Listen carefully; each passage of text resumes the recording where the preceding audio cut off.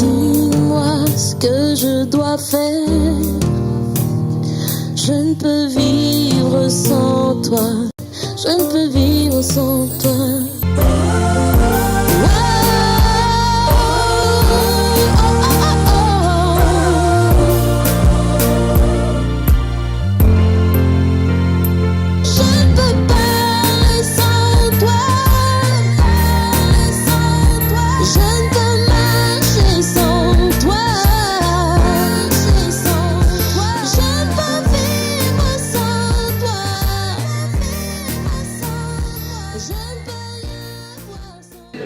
Alléluia. On a lu tout à l'heure le Philippiens chapitre 3, verset 10. C'est un jour où nous allons célébrer un moment particulier dans le christianisme. Alléluia. Alléluia. Est-ce qu'on est ensemble? Si on est ensemble, claque les doigts. C'est un jour particulier, c'est un jour spécial, c'est un jour béni. Alléluia. Le jour de la Pâque. Alléluia. C'est aussi le moment où nous célébrons la résurrection de Jésus-Christ. Ce que nous allons faire dans ce jour n'a rien à voir avec le Pâquinou. Amen. Amen. Donc, aujourd'hui, la fête de Pâques a pris une autre connotation. Amen. Et on voit la fête de Pâques comme simplement un moment de festivité. C'est vrai, c'est un moment de festivité, mais il est important de comprendre le sens de cette célébration. Alléluia. Et ce matin, avant que nous passions à la Sainte Seine, nous allons rapidement partager une petite exhortation. Amen. Quel est le sens véritable de cette fête, la fête de la Pâque? Amen. Amen. Amen. Exode chapitre 12 nous donne un peu l'histoire. C'est là qu'on a introduit, la Pâque a été introduite par Dieu dans l'histoire de son peuple. Amen. Qu'est-ce que Dieu dit? Dieu donne des prescriptions particulières sur la manière dont le peuple devait servir, devait fêter la Pâque. Alléluia. Et la Bible dit que le 4e jour, qu'est-ce qui devait se faire? Un agneau ou un chevreau de 1 an devait être immolé. Amen. Et son sang, avec des hyssopes, on devait plonger l'hysope dans le sang et on devait mettre ça sur le linteau des portes. Et quand on mettra sur le linteau des portes, qu'est-ce qui va se passer?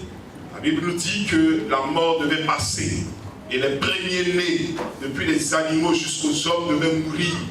Mais lorsque ce sang était posé là, quand l'ange de la mort passait et qu'il voyait le sang, il dépassait la maison qui portait ce sang-là. Amen. Qui était le symbole du peuple de Dieu. Alléluia. Alléluia. Amen. Donc la Pâque est un moment très important pour nous en tant qu'enfants de Dieu. Le thème Pâques sort d'un thème qui veut dire Pessa. Pessa qui veut dire passer outre, c'est-à-dire dépasser. Je prie dans ce jour particulier que Dieu permette que tous les problèmes passent outre toi au nom de Jésus-Christ. Si ton amen sort plus que celui de ton voisin, tu ne demandes pas. Alléluia. Passer outre. Alléluia. Que tous les problèmes, que toutes les situations passent outre. Donc il est important pour nous de savoir que la Pâque est un moment très particulier.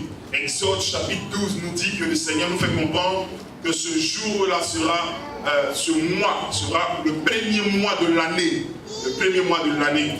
Si vous allez à Jérusalem, vous allez vous rendre compte que actuellement c'est des festivités. Depuis 14 jours, ils sont en train de faire des fêtes. Amen. Ils sont en train de faire des fêtes. Mais nous, en tant qu'enfants de Dieu, la Pâque a une autre connotation pour nous. Amen. Nous ne fêtons pas la Pâque avec seulement les pains sans levain. Toutes ces choses étaient une préfiguration de quelque chose que le Seigneur voulait que nous puissions connaître ou expérimenter. Alléluia. Alléluia. Et qu'est-ce que Jésus va faire le jour, dans la période de la Pâque? Jésus-Christ va lui-même se donner comme ce agneau de 1 an. Alléluia.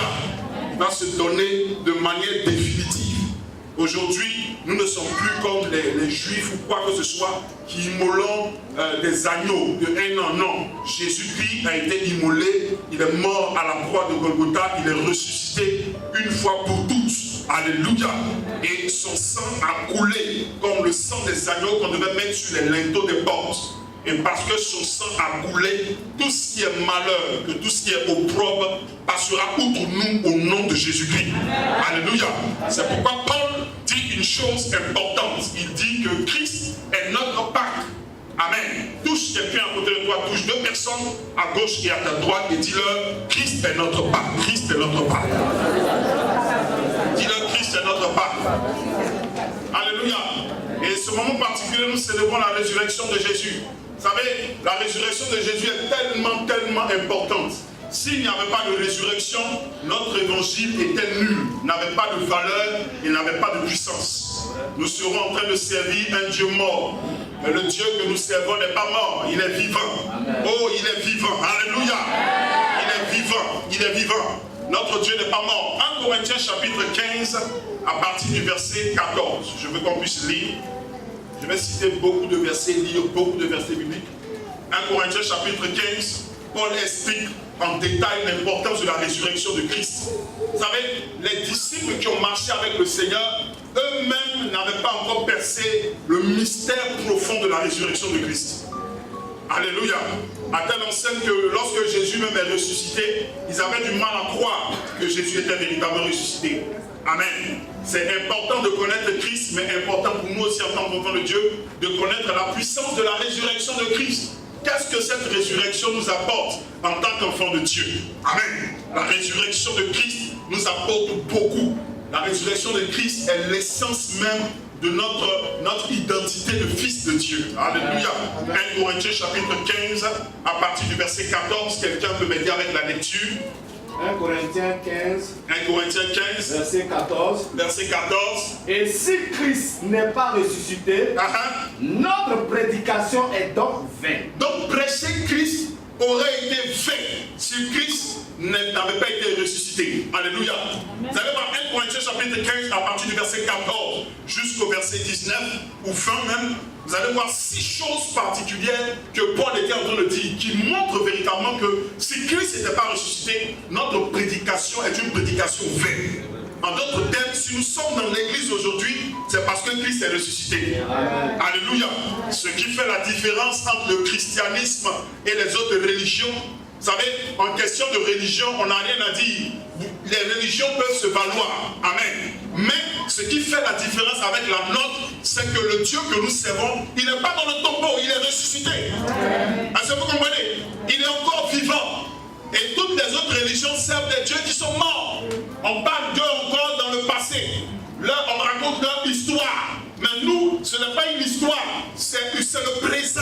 Il est encore là, celui que nous servons. Alléluia. Le Dieu que nous adorons n'est pas mort. Il est présent aujourd'hui. Après 2000 ans encore, nous l'adorons, nous ne partons pas adorer un mort, nous adorons un vivant. C'est ce qui donne la puissance au message que nous prêchons. Donc Paul est en train de faire comprendre en 1 Corinthiens chapitre 15, à partir du verset 14, il dit prêcher Christ n'aurait pas de sens si Jésus-Christ n'était pas ressuscité. Deuxième chose. Et votre foi aussi est vaine. Notre foi en Christ, deuxième chose, sera inutile. Est-ce que vous comprenez? Si on devait servir avant la foi un Dieu mort, bien aimé, plusieurs autres religions adorent des dieux qui sont morts. Amen. Si tu poses ta foi à un Dieu mort, frère, comment il peut t'aider? Est-ce que quelqu'un me comprend? C'est pourquoi souvent lorsque vous discutez avec des personnes qui sont religieuses, demandez-leur où leur Dieu se trouve. Tout ce que quelqu'un dit se trouve où? S'il est dans une tombe qui n'est pas ressuscité, mon frère, je ne sais pas pourquoi tu comptes sur lui.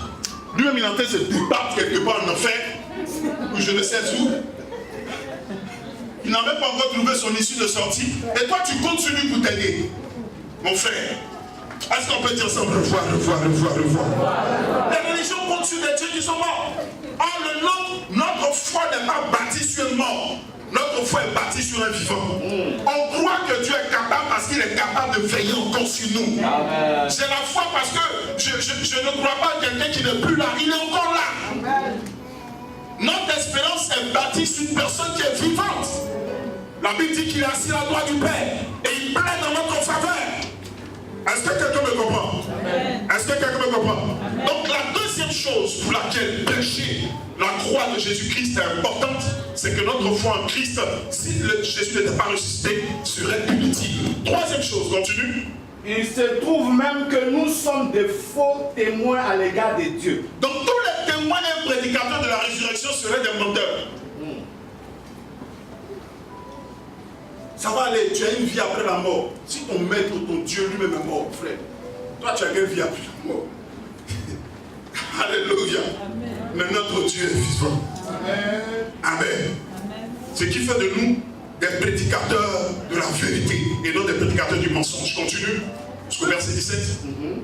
Puisque nous avons témoigné contre Dieu qu'il a ressuscité Christ, tandis qu'il ne l'aurait pas ressuscité, si les morts ne ressuscitent point. Car si les morts ne ressuscitent point, Christ non plus n'est pas ressuscité. Et si Christ n'est pas ressuscité, verset 17. Votre foi est vaine et vous êtes encore dans vos péchés. Personne ne serait racheté du péché si Jésus n'était pas ressuscité. Est-ce que vous comprenez? C'est pourquoi la résurrection est tellement importante pour nous. C'est parce qu'il est ressuscité que nous sommes rachetés du péché. Aujourd'hui, nos péchés sont pardonnés parce qu'il est ressuscité. Amen. Est-ce que quelqu'un me comprend? Vous savez, ce message du mystère de la résurrection, c'est plus tard après sa mort que Dieu va révéler cela à Paul. Même les disciples qui étaient avec lui tous les jours n'avaient pas encore compris la plénitude de la résurrection de Christ.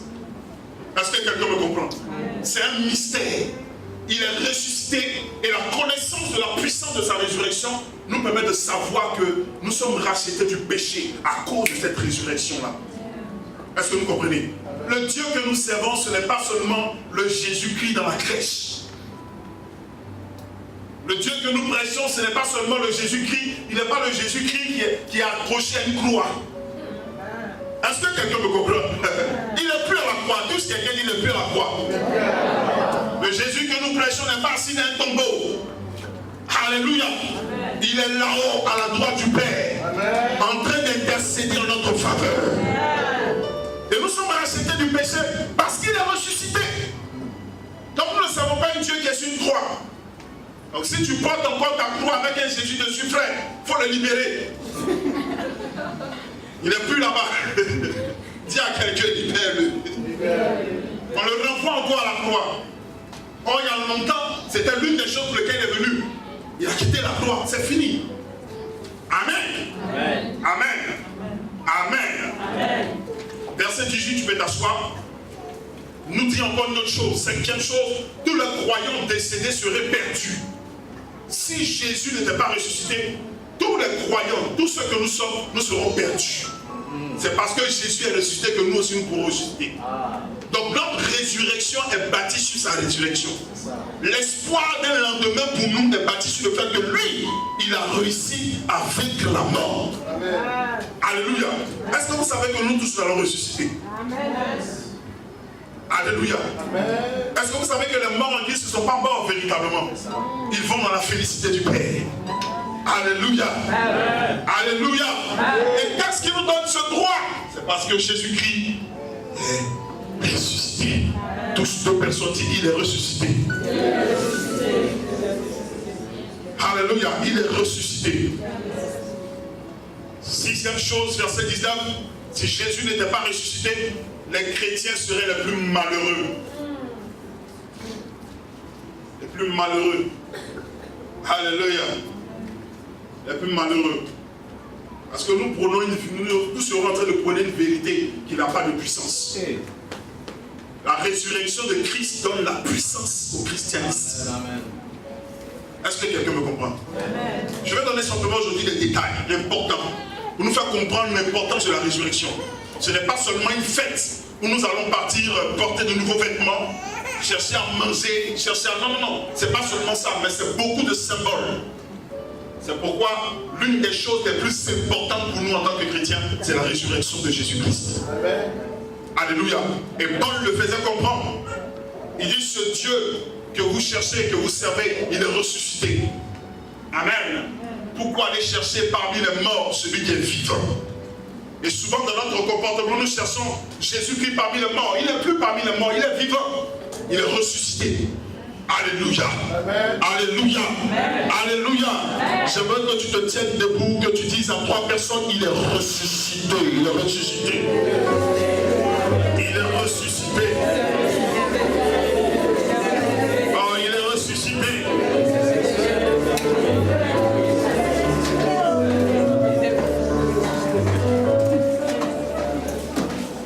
Alléluia.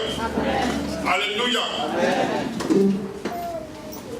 Qu'est-ce que la résurrection de Christ prouve par rapport à lui? Premièrement, en ressuscitant, Jésus a prouvé qu'il était la résurrection et qu'il était le Messie. Alléluia. En ressuscitant, Jésus a prouvé qu'il était le Messie.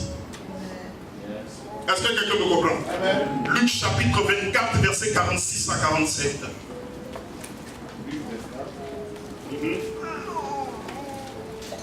J'ai un bic, il faut écrire ces genres de choses. C'est important. Oui, Luc 24, 46 à 47.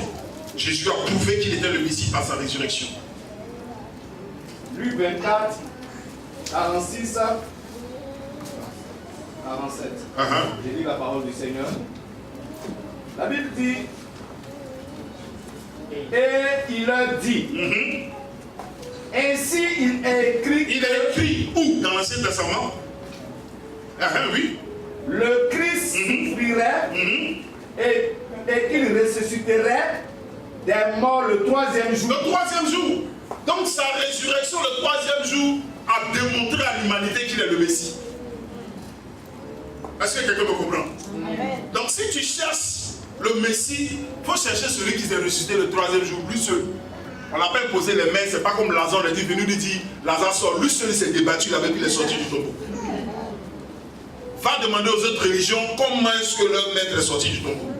Il y en a qui ont créé des théories pour dire que leurs dieux se sont réincarnés. Notre Dieu ne s'est pas réincarné. Il a pris sa chair. Il a fait rentrer la vie dans sa chair. Et il est sorti lui-même du tombeau seul. Sans l'aide d'une personne.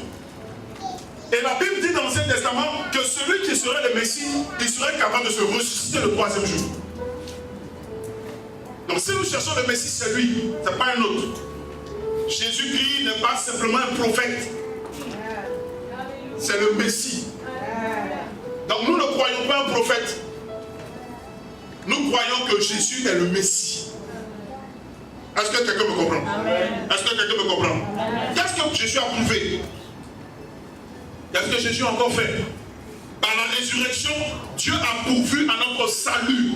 Nous avons le salut aujourd'hui par la résurrection de Jésus-Christ. Romains chapitre 10, verset 9. Si tu confesses de ta bouche du Seigneur Jésus, et si tu crois de ton cœur que Dieu l'a ressuscité des morts, tu seras sauvé. La résurrection nous donne le salut. Aujourd'hui, nous avons le salut parce que Jésus est ressuscité. Vous voyez comment c'est important ce jour d'aujourd'hui. Amen. Ceux qui lisent les lignes prophétiques, vous allez comprendre que cette année, la compréhension de la Pâque a été tellement développée. Les gens ont vraiment, dans un sens, dans plusieurs lieux, compris vraiment le phénomène de la Pâque. Amen. Ce n'est pas seulement les festivités. Alléluia. Alléluia. Amen. Alléluia. Amen. Que Dieu l'a ressuscité, moi tu seras sauvé. Si tu le crois dans ton cœur. Troisièmement, la résurrection de Jésus nous donne l'espoir de notre propre résurrection, comme je le disais tout à l'heure. 1 Pierre chapitre 1 verset 3. Béni soit Dieu le Père de notre Seigneur Jésus-Christ, qui selon la grande miséricorde nous a régénérés pour une espérance vivante. Alléluia. Jésus est ressuscité, c'est pourquoi nous avons de l'espérance. Si ton Dieu est mort, il n'y a plus d'espoir. Si tu bâtis ta foi à un homme qui meurt, ton espoir est terminé. Si tu as mis ta foi à un parent, un proche, et qu'il part de ce monde, c'est fini. Il n'y a plus rien. Tu ne peux plus rien faire. Mais notre espérance, quant à notre résurrection, elle est bâtie parce que notre Dieu est encore vivant. Et il veille à ce que ce qu'il a dit s'accomplisse. Quatrièmement, par sa résurrection, Jésus est devenu auteur de la vie. Aujourd'hui, la vie n'est pas dans la main d'une autre personne. La vie n'est pas dans les boîtes de nuit. La vie n'est pas dans beaucoup de choses que nous croyons. Et Jésus lui-même est devenu auteur de la vie. Actes chapitre 2, versets 23 à 24. Cet homme livré selon le dessein, arrêté et selon la préscience de Dieu. Vous l'avez crucifié, vous l'avez fait mourir par les mains impies. Dieu l'a ressuscité ressuscité en le délivrant des liens de la mort, parce qu'il n'était pas possible qu'il fût retenu par elle. Jésus ne peut pas être retenu par la mort parce qu'il était la vie. Amen. Est-ce que quelqu'un me comprend? Amen. Donc aujourd'hui, si vous voulez la vie, il y a une seule personne qui est capable de vous la donner. C'est pourquoi tous les autres dieux ne peuvent pas donner la vie. Les religions peuvent vous prôner un culte pour vous dire ne péchez pas, ne mentez pas, ne volez pas, ne faites pas telle chose, mais ils n'ont pas la puissance de vous donner la force de ne pas obéir à ce qu'ils disent. C'est ça la différence entre nous les chrétiens. Nous avons celui qui nous donne la force par sa résurrection, il nous donne la vie dont nous avons besoin. Entre nous les autres religions, est-ce que quelqu'un me comprend? Donc nous avons la vie. Alléluia. Tape ta pratique, dit j'ai la vie en Jésus-Christ. Nous avons la vie en Jésus. Cinquièmement, et l'une des dernières choses, la résurrection de Jésus nous donne le droit de vivre une nouvelle vie. Amen. Nous sommes la mission internationale de la nouvelle vie. Si Jésus n'était pas ressuscité, le nom de cette église était un grossier mensonge. Parce qu'il est possible de vivre une nouvelle vie s'il n'est pas ressuscité. Alléluia. Je vais lire la référence, Romains chapitre 6, verset 4. Il dit, nous avons donc été ensevelis avec lui par le baptême en sa mort, afin que comme Christ est ressuscité des morts par la gloire du Père, de même nous aussi, nous marchons en nouveauté de vie. Donc lorsque nous acceptons Jésus dans notre vie, qu'est-ce qui se passe? Nous mourrons de notre vie passée. Alléluia. Et nous avons la vie en lui. Pourquoi il pose la question à Nicodème, il dit, mais Seigneur, comment un homme peut-il naître de nouveau? La puissance de la nouvelle naissance est bâtie sur la résurrection de Christ. Donc nous avons une nouvelle vie aujourd'hui parce que Jésus-Christ est ressuscité. Alléluia. Il est ressuscité. Il est ressuscité. Donc Christ est notre Pâque. Christ est notre Pâque. Le sang de Jésus, comme le sang des agneaux qui devait être posé sur le linteau, a coulé sur la croix de Golgotha pour nous. Est-ce que quelqu'un me comprend? Amen. Il nous a donné la vie. Il nous a donné la délivrance. Il nous a donné la force. Par sa résurrection, aujourd'hui, nous pouvons vivre une vie de sanctification. La sanctification serait impossible si Jésus n'était pas ressuscité. Est-ce que quelqu'un me comprend? Donc, la résurrection de Christ est une démonstration. On peut parler plusieurs jours. Il y a tellement de choses à dire sur cette résurrection-là. Mais il est important que nous, en tant qu'enfants de Dieu, nous comprenions le sens de la résurrection de Jésus. Il n'est plus dans le tombeau. Il est ressuscité. Amen. Et parce qu'il est ressuscité, il est capable de donner la vie à chacun. Aujourd'hui, il porte les clés de la vie. Il donne la vie. Alléluia. Amen. Il donne la vie. Il donne la santé. Il est ressuscité. C'est pourquoi il peut intervenir encore dans ta vie. Amen. Il est ressuscité. C'est pourquoi encore tu peux croire aux prophéties. Une prophétie qui n'a personne pour assurer quelque part dans le spirituel son accomplissement. Elle est vaine. Mais il est là dans le spirituel. La Bible dit qu'il est notre avocat. Il parle en notre faveur. C'est magnifique. Alléluia. Il est ressuscité. Est-ce qu'on peut se tenir debout ensemble ce matin?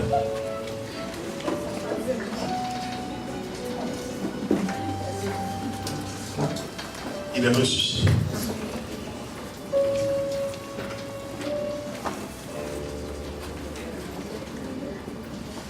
Jésus a démystifié la mort. Oh, la mort. La mort qui a maintenu toutes les puissances. Tous ces grands rois. Vous savez, l'une des choses qui fait le plus peur sur cette terre, c'est la mort. Qui n'a pas peur de la mort? Pourquoi on n'a pas peur de la mort aujourd'hui? Parce que Jésus est ressuscité. Amen. Et avec notre mort, on a l'espérance de la résurrection en lui. Est-ce que vous comprenez? Est-ce que vous comprenez? Alléluia. Mais toute la mort, quel que soit, même si tu mets en place un système d'intercession 24 heures sur 24 pour toi, et que tu payes sans intercesseur, à qui tu donnes 100 000 par jour, leur seul travail c'est de prier en langue pour que tu vives. Frère, un jour tu vas mourir. Et peut-être même si tu es l'homme le plus riche, écoutez-moi, si on pouvait vaincre la mort sans Jésus, les Michael Jackson, les Oufoué Boigny, tout ça c'est encore vivant. Même si tu changes tous les organes de ton corps, ton cœur ne marche plus mais tu changes. Foi marche plus, tu changes. Rein marche plus, tu changes. Tu changes tout. Change ton sang. Frère, un jour, tu vas.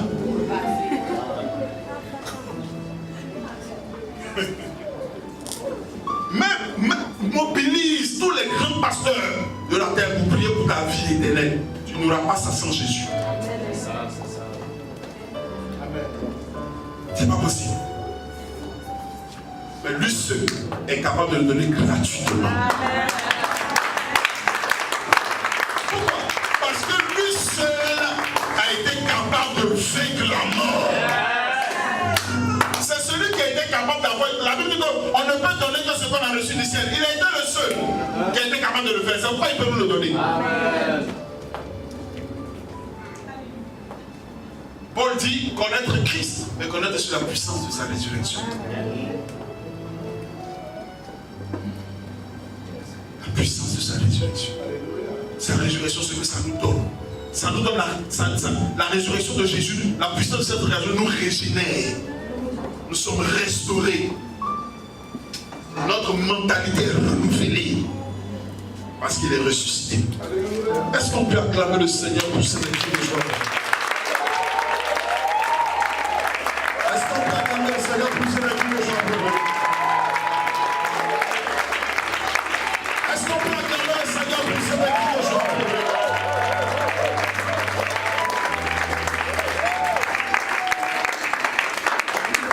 Alléluia. Non, il n'y a pas match. Il n'y a pas match. Dis avec moi, il n'y a pas match. C'est pourquoi ça me fait très mal qu'on cite les philosophes et qu'on cite le nom de Jésus aussi. Non, non, non, non, non. Jésus n'est pas un philosophe. Il n'y a pas match. On cite non, les dieux, et puis on dit non, il y a le Dieu des chrétiens. Non, non, non, mon frère, il n'est pas dans cette ligne. C'est pas comparable. On compare des choses qui sont comparables. Je disais un jour, même dans le ciel, lorsqu'il y a eu la guerre, Dieu n'est même pas sorti pour aller se battre avec le diable. Il n'avait pas descendu à son niveau. C'est les anges qui sont allés se battre avec lui. C'est pas, il n'y a pas de match. Donc, Satan n'est pas l'adversaire de Dieu. Jamais. On est adversaire qu'on peut se comparer. Il est l'adversaire de nous. C'est nous, ça c'est nous. C'est pas son ami. Non. Quelle adversité. C'est comme s'ils peuvent s'arrêter pour se mettre une ligne, telle ligne. Je vois souvent des films, on met Jésus et puis Satan, ils sont en train de faire. Et puis Jésus dit non, mon frère, il n'y a pas match. Il n'y a pas match. Tellement que Dieu voulait le démystifier, il a donné la puissance au petit chrétien. Il dit le moindre d'entre eux là, le plus petit du royaume des cieux là, peut dire un démon qui là, il sort. Le plus petit des chrétiens peut marcher sur la tête des serpents et des scorpions. Dieu n'a pas besoin des desseins du ciel pour ça. Il n'y a pas de match.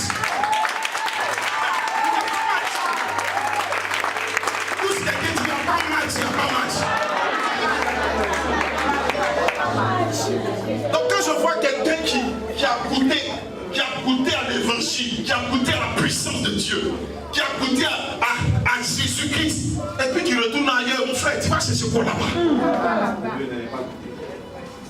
Tu n'as pas bien senti le goût. Si tu as goûté à ça, tu vas aller chercher quoi ailleurs? Tu as goûté au véritable et tu vas chercher encore les menus frétés. Il n'y a pas match. Il n'y a pas match.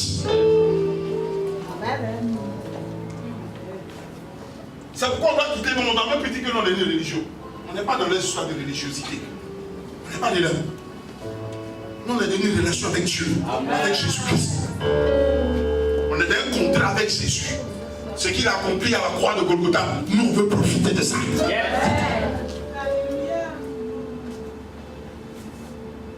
Donc on n'est pas dans les détails, les Hamandalan, ceux qui comprennent le Wolof, vous comprenez de quoi il s'agit. On n'est pas dans ces histoires. Non, non, non. C'est des bassesses. Notre Dieu est trop puissant. Il est trop puissant.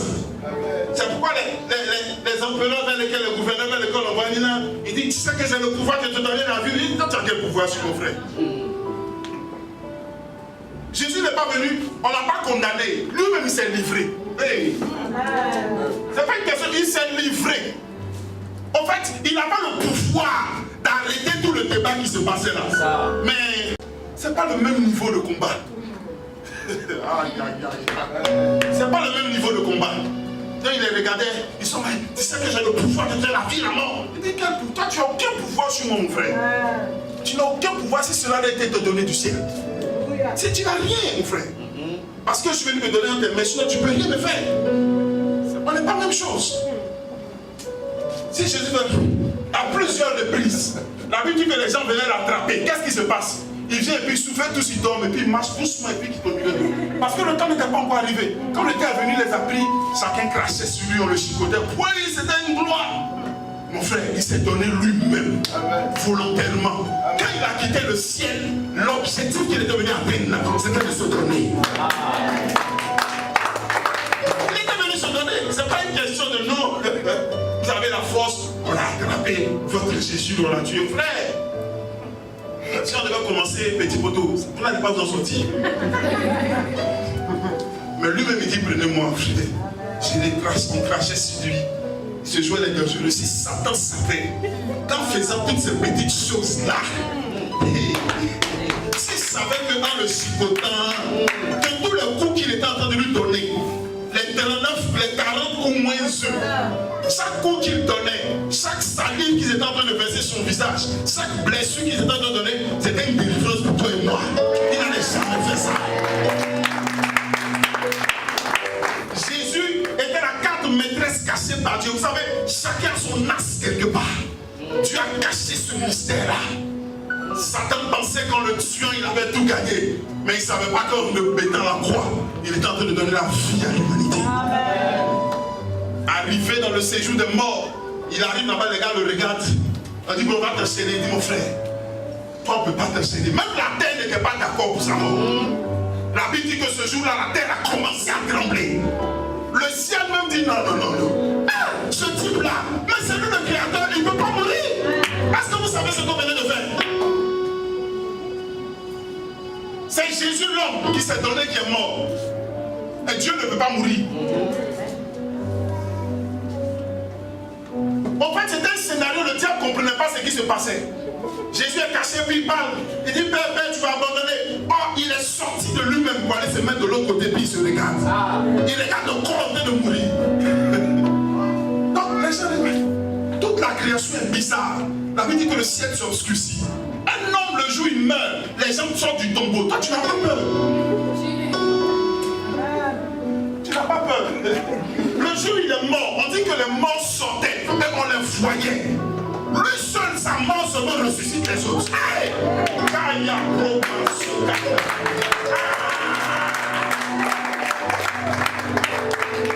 jour où il est mort, les morts, la Bible dit que c'est pas ce que la Bible dit.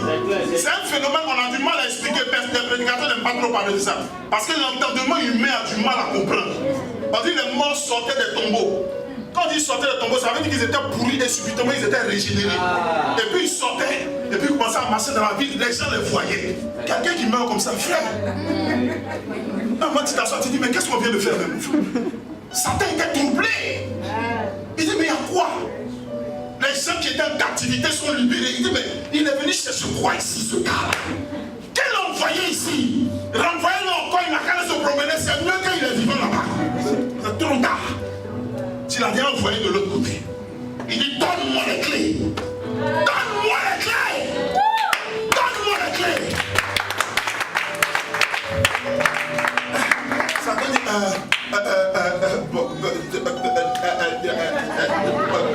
au fait, c'est que, ils se sont trompés. Non, mais c'est que, mais Dieu, comme tu veux, je sais pas ici. Non, c'est fini. C'est fini. Et ce jour-là, ce que Satan avait récupéré depuis des millénaires dans la main de Adam et Ève, Jésus allait le récupérer. Amen. Satan n'a rien devenu. C'est pas tout que Dieu fait nous faire voir. Pourtant, les prophètes avaient prophétisé ça. Les prophètes, est-ce que vous savez que les prophètes avaient prophétisé? C'était détaillé. Donc, normalement, vous savez, le Satan le plus, il connaît la parole de Dieu que nous. Vous savez que le diable connaît la Bible que nous. Oh, il connaît la Bible que nous, mais il n'a pas la révélation que nous avons. Amen. Mais il connaît. Donc, il sait exactement ce qu'Esaïe a dit. Il sait exactement ce que Jérémie a dit. Il sait exactement. Il connaissait tout. Il pouvait lire dans les lignes pour savoir. Mais il n'a pas vu la chose venir. Il ne pouvait pas comprendre. Il s'est dit que Dieu ne pouvait pas faire ça. Ils ont écrit, mais il ne peut pas faire ça. C'est pas possible. S'il savait que c'était Dieu qui marchait sur la terre, il ne savait pas. Quand Dieu n'est pas descendu en Dieu, il est descendu en Fils. Jésus dit, il est ressuscité. Est-ce qu'on peut pousser le cri de joie? Il est ressuscité.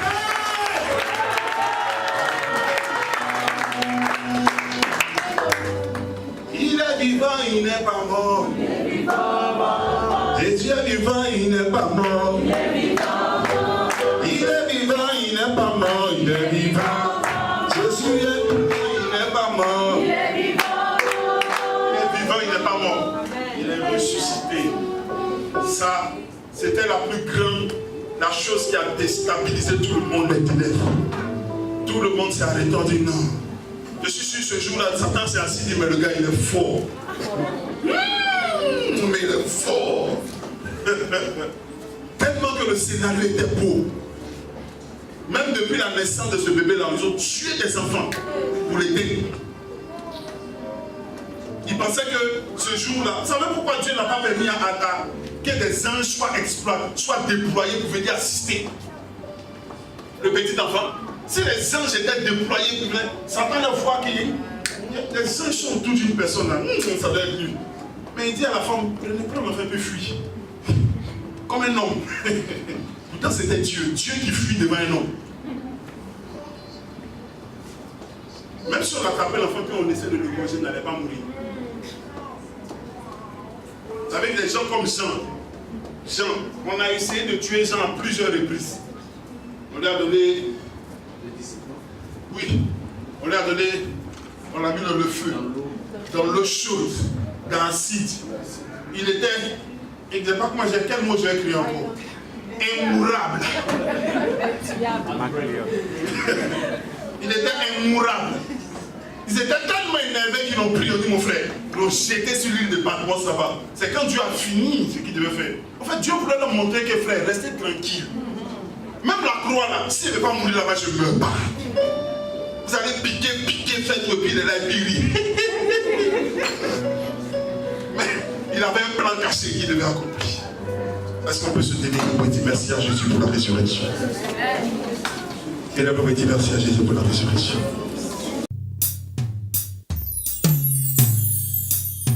Dis-moi ce que je dois faire. Je ne peux vivre sans toi. Je ne peux vivre sans toi.